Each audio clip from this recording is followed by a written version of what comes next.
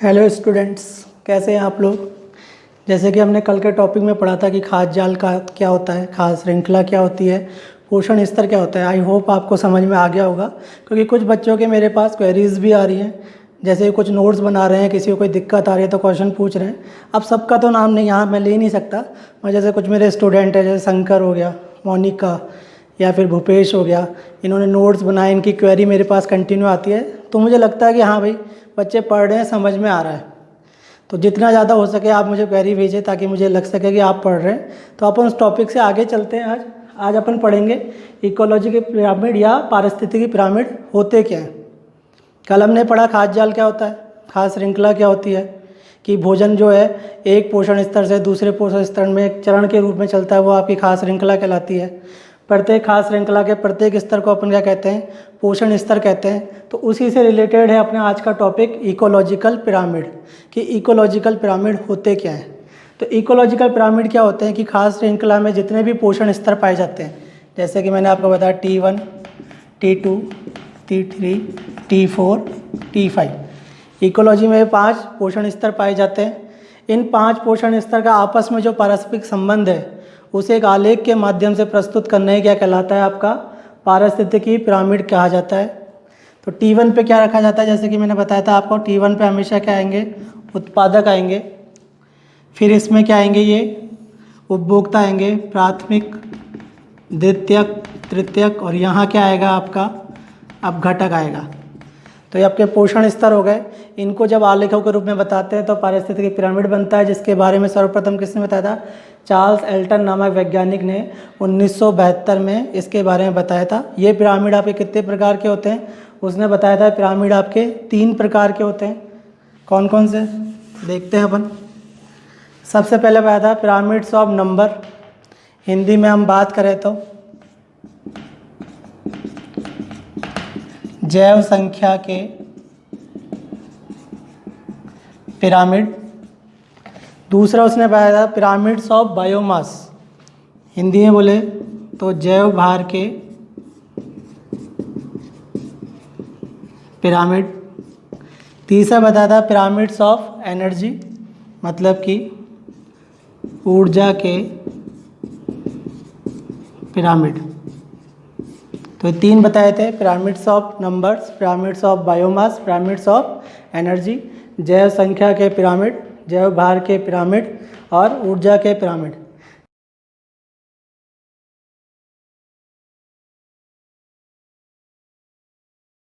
जैसे कि नाम से पता चल रहा है, नंबर मतलब संख्या, मतलब कि इसमें जो भी पिरामिड बनेगा उसमें किसकी संख्या की इंक्लूड की जाएगी, जीवों की संख्या इंक्लूड की जाएगी।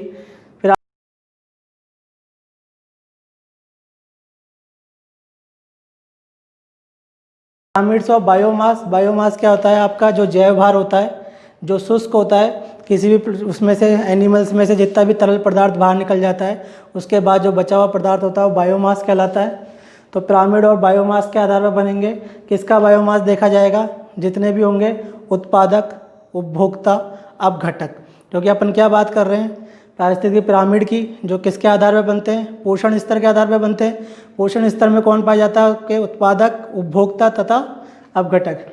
फिर बात हो रही है एनर्जी, तो इस पिरामिड में किसकी एनर्जी की बात कर रहे हैं अपन, वही अपन जीवों के एनर्जी की बात कर रहे हैं कि एनर्जी लेवल किस में ज़्यादा होता है, उत्पादक में ज़्यादा होता है, उपभोक्ता में ज़्यादा होता है या अपघटक में ज़्यादा होता है। तो उसके अकॉर्डिंग ये पिरामिड्स बनते हैं।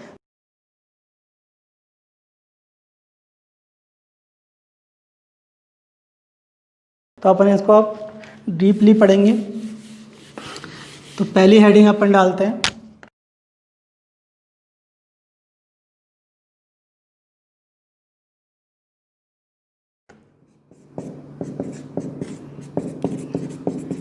जीव संख्या के पिरामिड।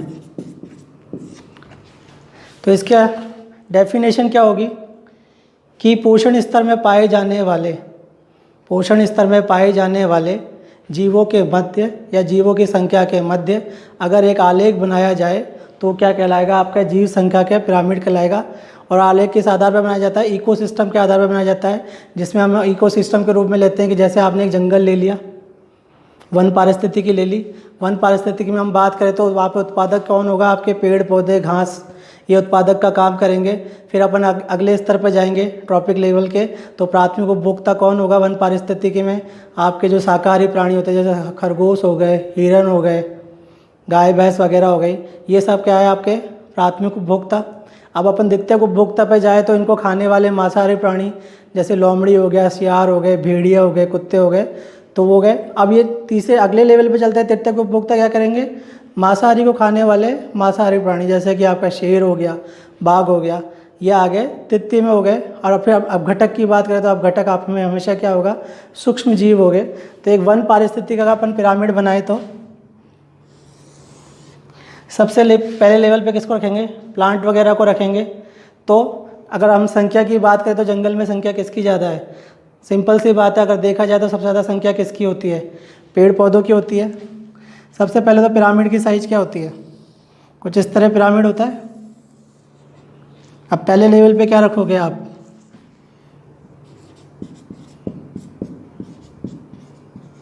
पेड़ पौधे, इनकी संख्या क्या है, ज़्यादा है, तो ये एरिया भी क्या हो गया, ज़्यादा हो गया। इसके बाद शाकाहारी प्राणी, तो तुलना की जाए तो पेड़ पौधों की तुलना में शाकाहारी प्राणियों की संख्या कम होती है।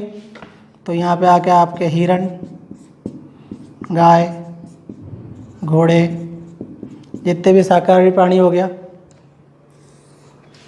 अब आगे मांसाहारी प्राणी, शाकाहारी की तुलना में मांसाहारी की प्राणी की तुलना क्या होता है, कम होता है। तो यहाँ पर आ गया आपका भेड़िया, सियार, और इनको खाने वाले मांसाहारी प्राणी शेर, बाघ। तो अपन जीव संख्या के पिरामिड की बात करें तो सबसे पहले लेवल पे क्या लिखा आपने, पेड़ पौधे। सबसे बड़े एरिया क्यों दे रहे हैं अपन इसको, क्योंकि संख्या के आधार पे क्या होगा, इनकी संख्या जंगल में हमेशा ज़्यादा होगी, उसकी तुलना में शाकाहारी प्राणियों की कम होगी। फिर उसकी तुलना में मांसाहारी, शाकाहारी को खाने वाले मांसाहारी की संख्या और कम होगी। फिर उसकी तुलना में मांसाहारी को खाने वाले मांसाहारी की संख्या और कम होगी। तो ये पिरामिड कैसा बना आपका, सीधा। ये पिरामिड कैसे बना आपका, सीधा। अब एक अगला एग्जाम्पल भी अपन लेते हैं।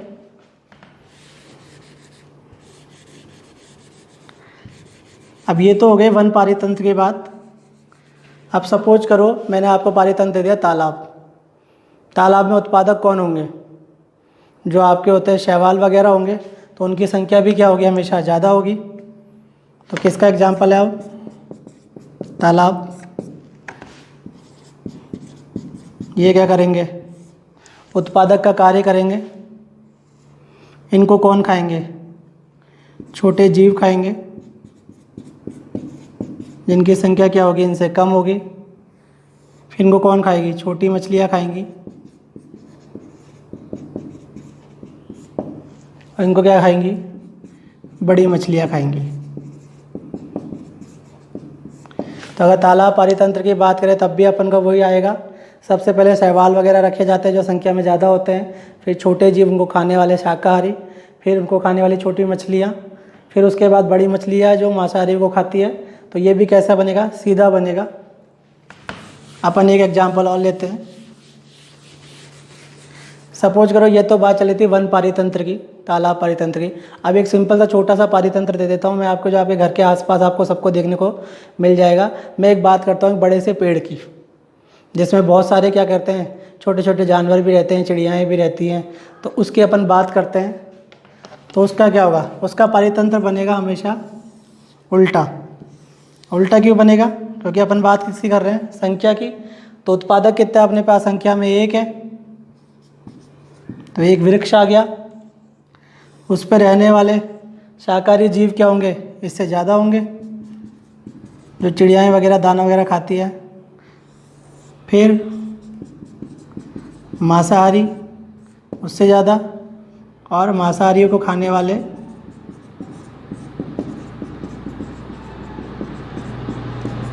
उससे ज़्यादा। तो ये हमेशा कैसा बनेगा, उल्टा, क्योंकि पेड़ की संख्या क्या होती है, कम है। अपन बात कर रहे हैं संख्या के आधार पर।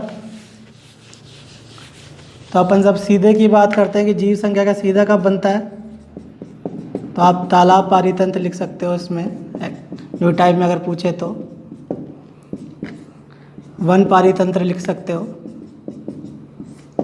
और उल्टे की बात करें तो आपका आंसर होगा वृक्ष पारितंत्र। तो यहाँ तक आप नोट डाउन कीजिए, फिर अपन आगे चलते हैं।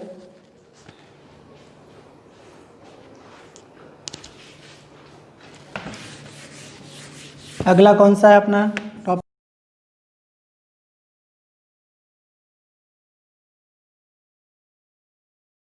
टॉपिक?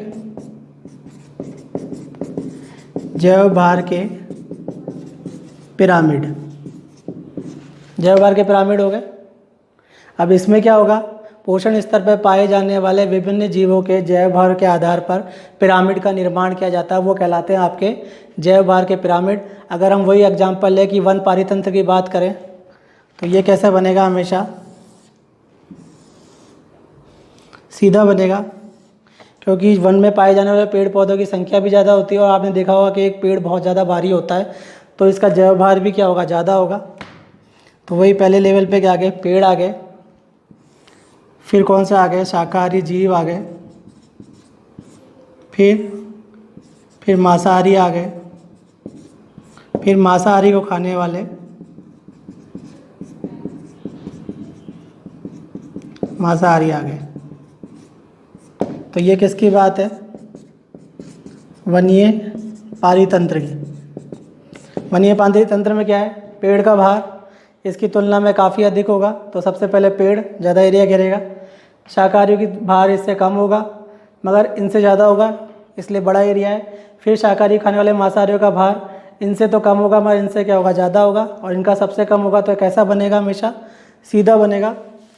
वही हम तालाब पारितंत्र की बात की जाए तो वो कैसा बनेगा, जैव भार का हमेशा ये तो बनेगा सीधा और ये कैसा बनेगा, उल्टा, क्योंकि उत्पादक क्या है यहाँ पे, शैवाल, जिनका जैव भार काफ़ी कम होता है।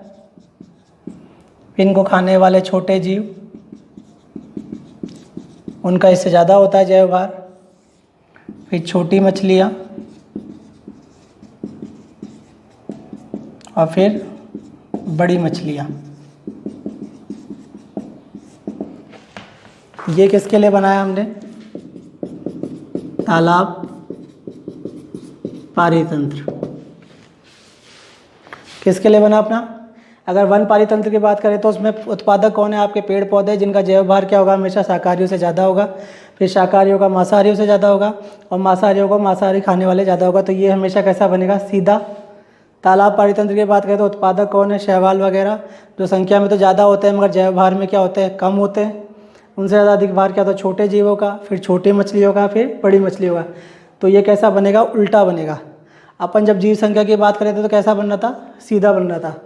अब इसमें अपन अगला एग्जाम्पल लें एक वृक्ष का, जैसे अपन ने वहाँ बात करी थी, तो उसमें भी आपने देखा होगा वृक्ष काफ़ी बड़े होते हैं, बहुत मीटर लंबे होते हैं, बड़े मोटे होते हैं। तो क्या होता है, उनका भार हमेशा क्या होता है, उन पर रहने वाली छोटी छोटी चिड़ियाँ हैं जो शाकाहारी होती है, गिलहरी होती है, उनसे हमेशा क्या होगा, ज़्यादा होगा।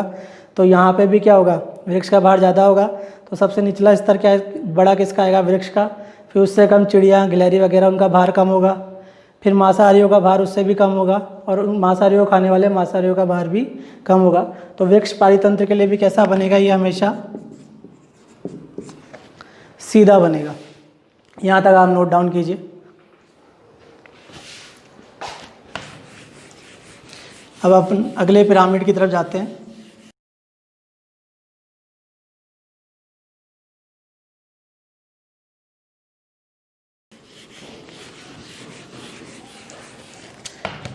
तीसरा था अपना ऊर्जा का पिरामिड। अब ऊर्जा की बात की जाए तो सबसे ज़्यादा ऊर्जा किस में होगी, हमने स्टार्टिंग में ही पढ़ा था कि उत्पादक कौन होते हैं, जो अपना भोजन स्वयं बना सकते हैं। अपना भोजन स्वयं बनाएंगे तो उनके अंदर एनर्जी कितनी होगी, 100% होगी। हम उत्पादक पे निर्भर रहते हैं। तो उत्पादक को जब हम भोजन के रूप में ग्रहण करते हैं तो उनकी एनर्जी का हमारे अंदर कितना आता है, 10% भाग आता है। क्यों, क्योंकि उत्पादक जब अपना भोजन स्वयं बनाते हैं तो उसके अलावा और भी बहुत सारी क्रियाएँ करते हैं वो, जैसे वो श्वसन करते हैं, वृद्धि करते हैं। इन सब में क्या होती है, एनर्जी खर्च होती है। तो जितना वो अपने उनमें एनर्जी होती है वो सारी एनर्जी हमको नहीं मिल पाती, उसका 10% हम ले पाते हैं। उसके बाद क्या होता है, उत्पादक क्या हो गए, प्रथम लेवल पर आ गए आपके पिरामिड के, हम हो गए शाकाहारी। हम उसके सेकंड लेवल पे आएंगे ऊर्जा के आधार पे, क्योंकि पिरामिड से तुलना में हमें ऊर्जा क्या मिल रही है, कम मिल रही है। जो ऊर्जा हमें भोजन से मिलती है हम बहुत से कामों में लेते हैं, जैसे हम श्वसन करते हैं, हम गमन करते हैं, हम वृद्धि भी करते हैं, हम जनन करते हैं, हम बहुत सारे काम करते हैं जिसमें एनर्जी खर्च होती है। तो एनर्जी खर्च होगी तो क्या होगा, जितना हम पादपों से ले रहे हैं उसका कुछ हिस्सा क्या कर रहे हैं, हम खर्च कर रहे हैं और बाकी हमारे शरीर में इकट्ठा है। अब शाकाहारियों को जब मांसाहारी द्वारा खाया जाएगा तो उसको क्या जाएगा, अगर मानव उत्पादक में कितना है आपका 100 है, इन्होंने खर्च कर दिया। उपभोक्ता कौन सा, प्राथमिक, इसको उससे कम मिलेगा क्योंकि किस में खर्च हो गया, श्वसन में, वृद्धि में। अब इसको सपोज करो 10% कम जा रहा है, 10% ही पहुंचा, आगे द्वितीयक उपभोक्ता आएगा, इसने काय में खर्च करा, श्वसन, गमन, वृद्धि, कार्य, ये सारी चीज़ों में खर्च करा, तो आगे कितना जाएगा, 1% ही जाएगा। फिर तृतीयक में बात करेंगे तो इसका भी क्या जाएगा। तो ऊर्जा की बात करें तो उत्पादक में सबसे ज़्यादा लेवल होता है, क्यों, क्योंकि वो अपना भोजन स्वयं बनाते हैं। उसके बाद प्राथमिक उपभोक्ता में उससे कम जाता है, द्वितीयक उपभोक्ता में उससे कम जाता है, तृतीयक उपभोक्ता में और भी कम जाता है। तो एनर्जी की बात करें तो एनर्जी का जो पिरामिड बनेगा वो जितने भी पारितंत्र है उसके लिए कैसा बनेगा, हमेशा आपका सीधा बनेगा। चाहे आप वृक्ष पारितंत्र की बात कर लो, ताराब पारितंत्र की बात कर लो, हमेशा कैसा बनेगा, ये सीधा बनेगा क्योंकि उत्पादक में सबसे ज़्यादा होगी। उसके बाद प्राथमिक उपभोक्ता में, उसके बाद द्वितीयक उपभोक्ता में, उसके बाद तृतीयक उपभोक्ता में। और ये कैसा बनता है, हमेशा सीधा बनेगा।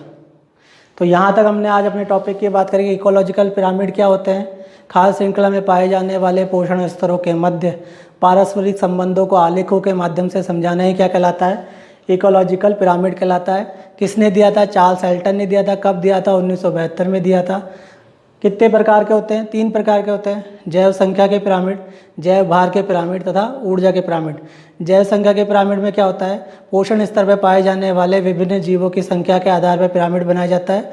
तो जो कुछ पारितंत्र के लिए सीधा बनता है तथा कुछ के लिए उल्टा बनता है। जैव भार के पिरामिड में क्या होता है, पोषण स्तर में पाए जाने वाले विभिन्न जीवों के जैव भार के आधार पर पिरामिड तैयार किया जाता है। वह भी क्या होता है, कुछ पारितंत्र के लिए सीधा और कुछ के लिए उल्टा बनता है।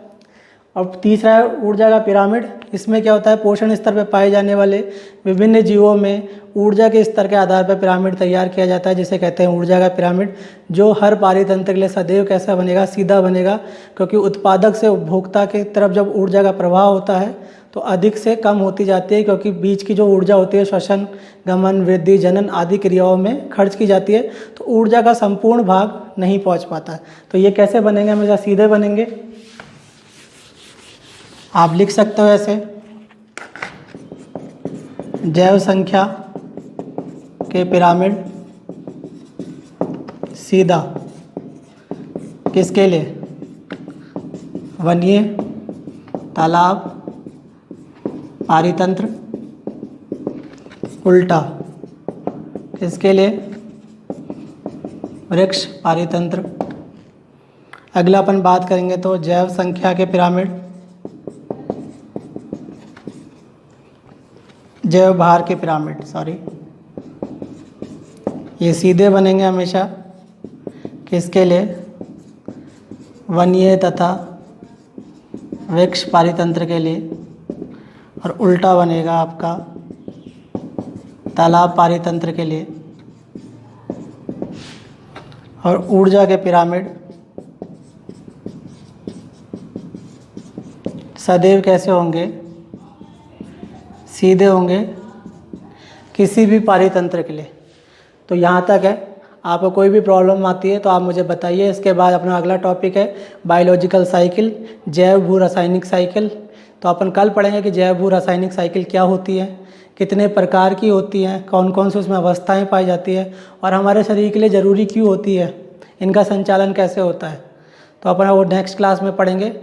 इसमें आपको जो भी प्रॉब्लम आती है तो आप कमेंट सेक्शन में, व्हाट्सएप पे, फेसबुक पे, जैसे भी आपको सुविधा मिलती है आप मुझ तक अपने कमेंट्स पहुँचाइए ताकि मुझे पता चल सके कि आपको समझ में आ रहा है।